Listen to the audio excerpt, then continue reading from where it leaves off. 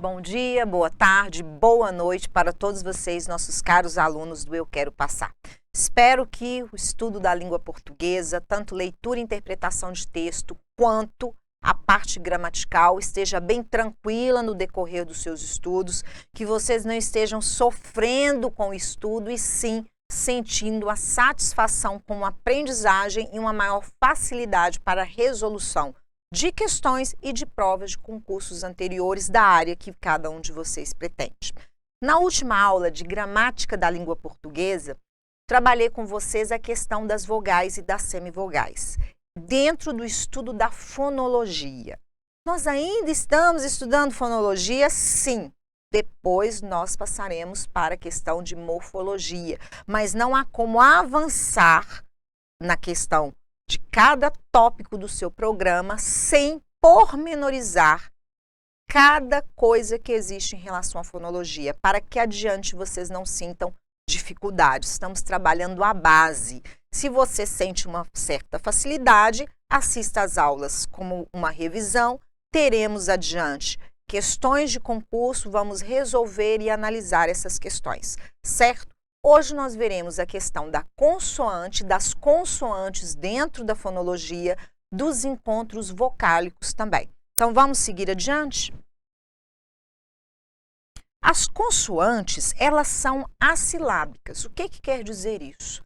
Enquanto a vogal, ela é a estrutura da sílaba, não existe uma sílaba na língua portuguesa sem uma vogal, nós temos exatamente o contrário. Não existe uma sílaba na língua portuguesa que tenha somente consoantes. Portanto, a consoante ela não forma sílaba. Ela apenas formará uma sílaba quando acompanhada de uma vogal.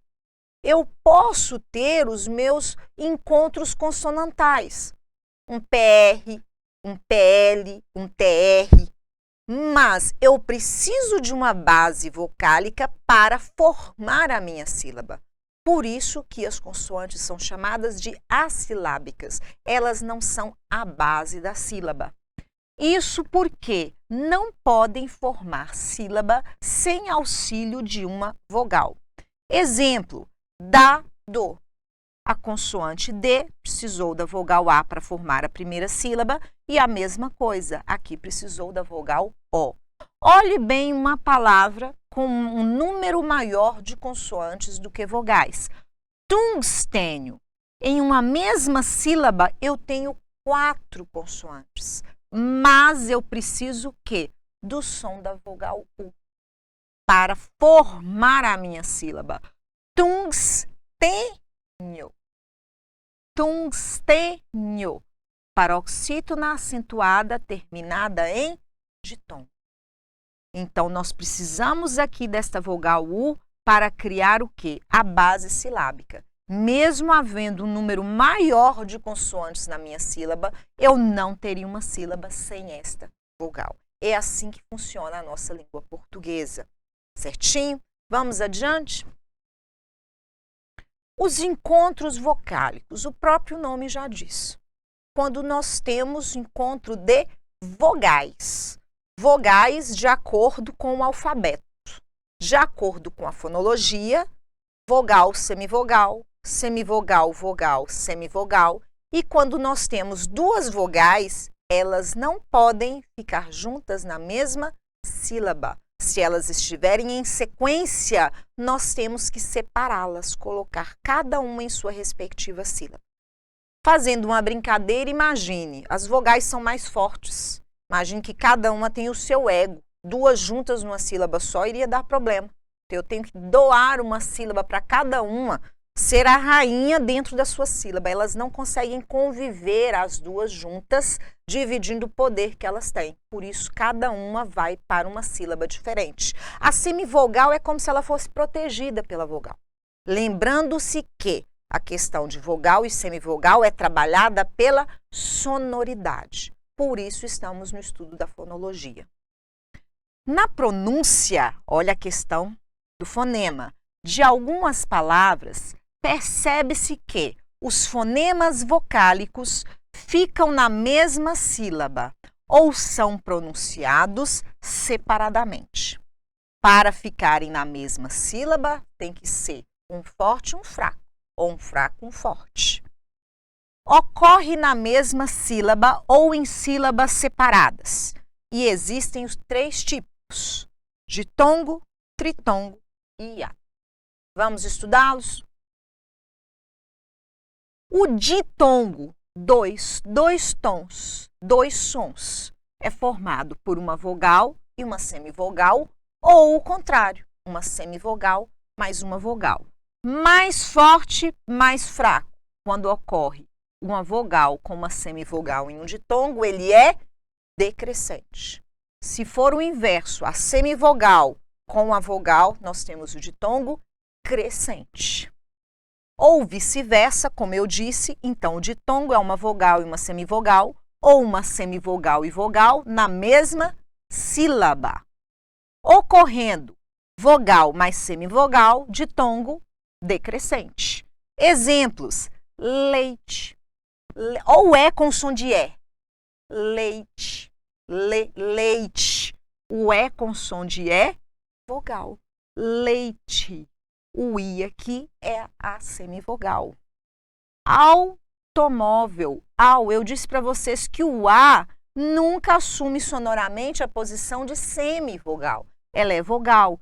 Então, automóvel, vogal, semivogal. Temos um ditongo decrescente, certo? Aqui nós temos o quê? Acento na penúltima sílaba, paroxítona acentuada, terminada com a letra L, certo? Ocorrendo semivogal mais vogal, temos o ditongo crescente, o mais forte por último. Exemplos: série, série. Olha o E novamente com som de E, semivogal, vogal. Série. Glória. Olha o A mais forte, nunca é semivogal, vogal, semivogal, vogal. Glória, glória. O tom sobe. Então, nós temos um ditongo crescente. Quanto à sonoridade, ainda podemos ter o ditongo oral e o ditongo nasal. Mágoa. Olha um ditongo crescente. Olha bem, mágoa. O O assumiu um som semelhante ao U. Não é mágoa. Mágoa. Mágoa. Ouvido. Ouvido. Ouvido. Ditongo decrescente. Agora, olhem bem. Muito. Por isso que nós temos um problema sério aqui na grafia, que existem pessoas que escrevem muito com a letra N. Por quê? De tanto ouvir falar e não estudar bastante a gramática, a ortografia, o muito, a nasalidade desse ditongo, leva algumas pessoas com um estudo menor de ortografia a acreditarem que a nasalidade decorre da letra N. Não, a nasalidade ocorre de quê? Do encontro do U com o I dentro da fala das próprias pessoas. O povo faz, às vezes, a própria língua. É o correto, muito.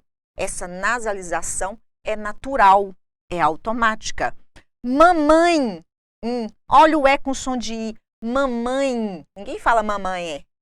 Minha mamãe chegou. Não, mamãe. Olha a nasalidade, como se fosse aí, mamãe. Cantam. Olha o grande problema.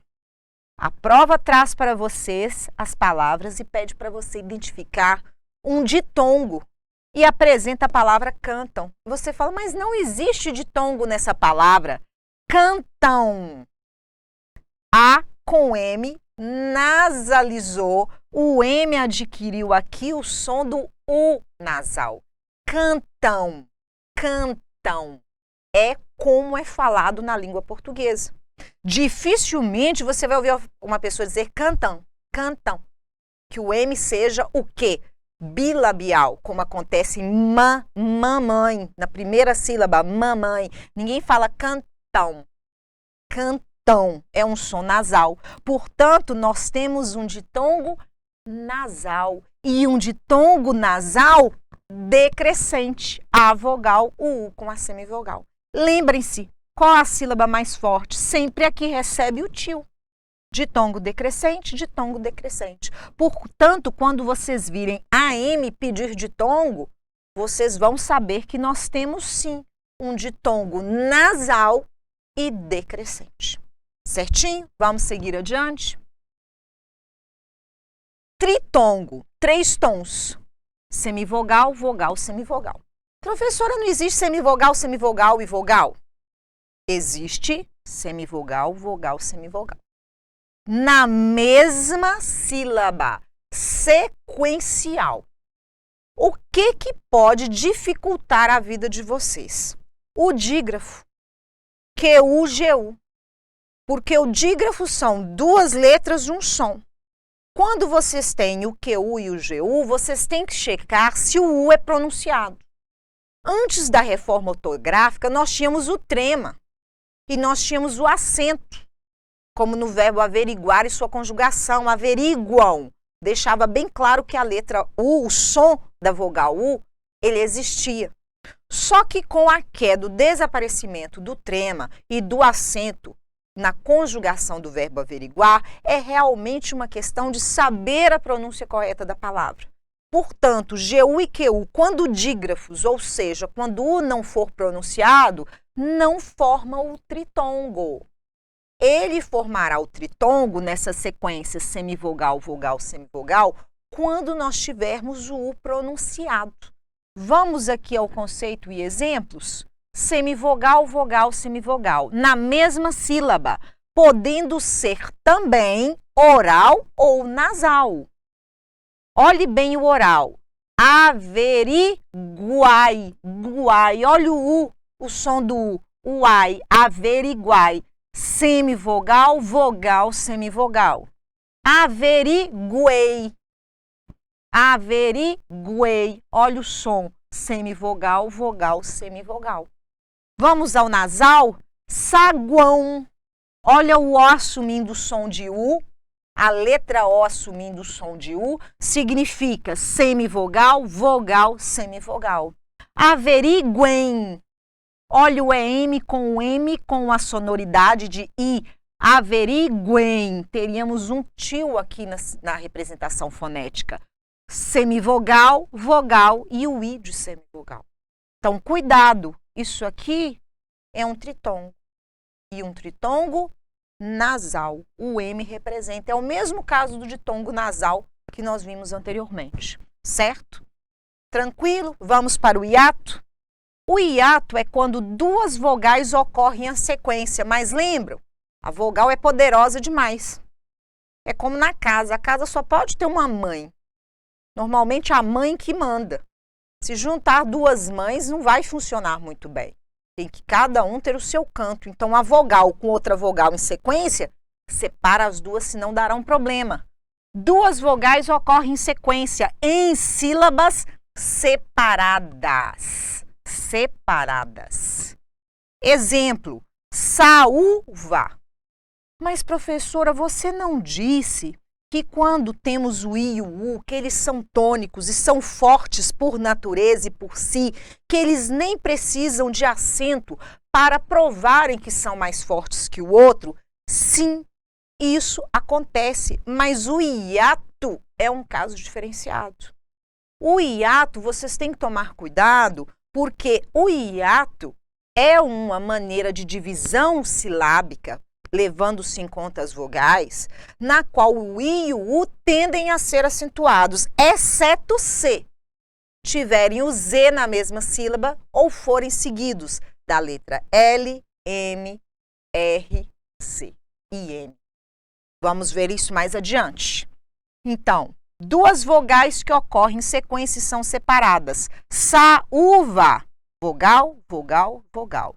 Saída, vogal, vogal, vogal. Juízes, O. E com Z na mesma sílaba não tem acento. Continua sendo hiato. Juiz não pode ter acento, porque o Z está na mesma sílaba que o I. Z na mesma sílaba que o hiato I e U, o I e U não tem acento. O hiato I e U que tiver na frente, na próxima sílaba, L, M, N, R, Z também não podem ter acento. Então, são características pertinentes dos hiatos. Certinho? Terminamos aqui os nossos encontros vocálicos. Espero ter facilitado, ajudado nos estudos de vocês. Bons estudos e até a próxima.